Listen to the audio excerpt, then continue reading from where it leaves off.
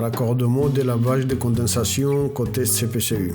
Bon, on m'a demandé si c'était possible de créer une petite vidéo concernant le raccordement de la bâche de condensation. Et la vidéo suivante, c'est juste une idée personnelle de la façon que moi je réalise mes interventions. Cette intervention-là, je l'ai réalisée il y a quelques années pour une société où je travaillais. Et on va discuter un peu, on va essayer d'être le plus concret possible parce que des photos, je n'ai pas beaucoup. Et j'ai quelques-unes, mais j'ai essayé de trouver les meilleures. Et ça, c'est sur un post sur lequel j'ai déjà fait quelques vidéos, d'accord ?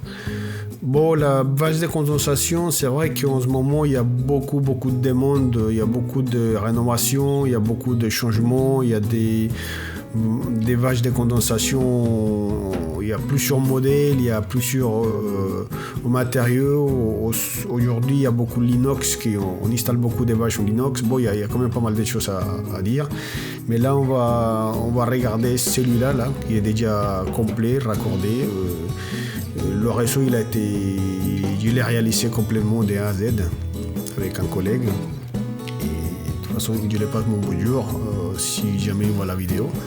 Mon petit Roberto Pinto. Et à une époque où on demandait énormément de qualité, aujourd'hui, malheureusement, c'est pas le cas. Aujourd'hui, tout le monde demande rapide, question qualité, esthétique, on s'en tape un peu. Et l'avantage, c'est quoi ? C'est que du moment, normalement, le raccordement, c'est la base. On a la bâche, on a la pompe d'extraction, on a les sondes de température, on a les vents qui va raccorder sur une bouche d'extraction, on a le trop-plein, il y a quand même pas mal de choses à raccorder. Et il y a le trop-plein qui va sur le raccordement vers un siphon, et bon, il y a quand même quelque chose à tenir en compte. Et l'eau téflon et pas mettre de la filasse. Bon, il y a énormément de défauts, il y a énormément de personnes qui font des choses pas bien. Et souder au maximum.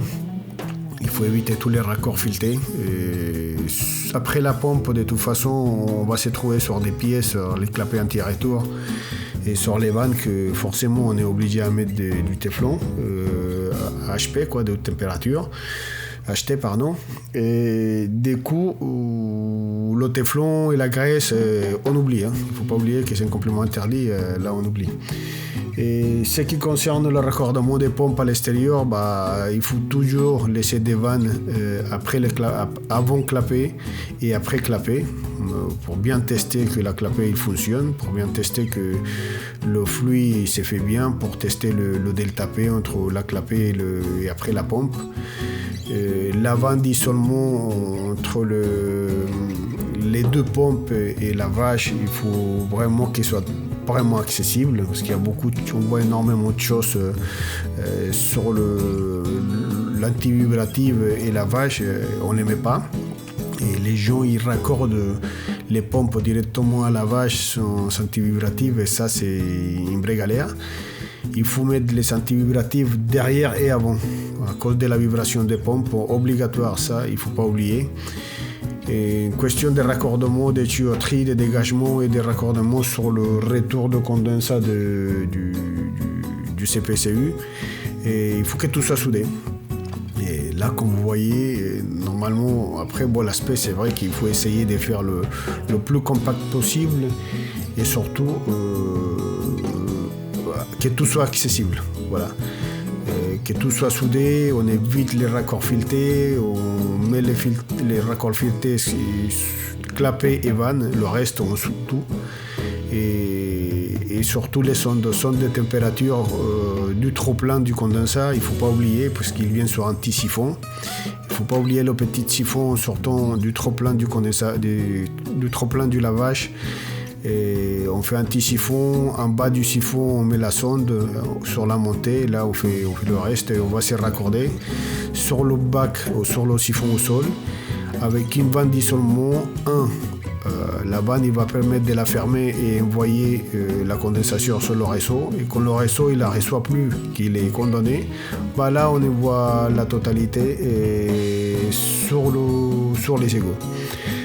Le plus important pour moi personnellement, c'est le respect du raccordement et les distances à pas oublier, puisque en général la vache elle est protégée, il y a du calot tout autour. Et il faut laisser une distance entre 7 et 10 cm tout autour, quoi.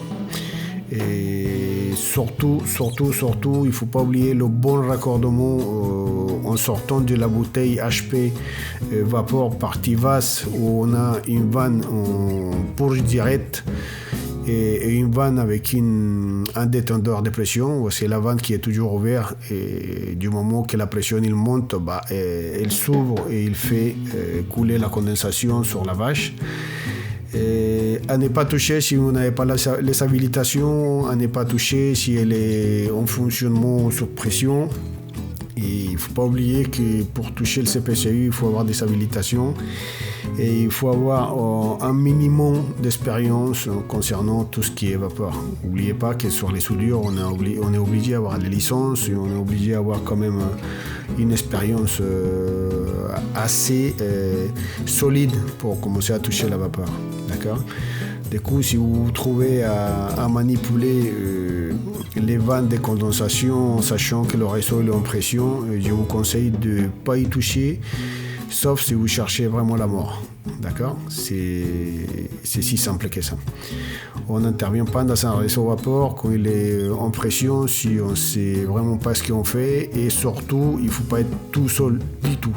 D'accord ? Il ne faut pas oublier que sur des interventions pareilles, il faut être minimum à deux et avoir vraiment la connaissance du danger de ce type d'intervention.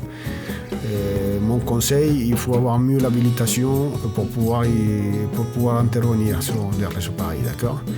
Bon, j'espère que cette vidéo vous a plu. Si jamais vous trouvez des petits conseils à me donner, je suis preneur. Allez, bonne journée. Ciao, ciao.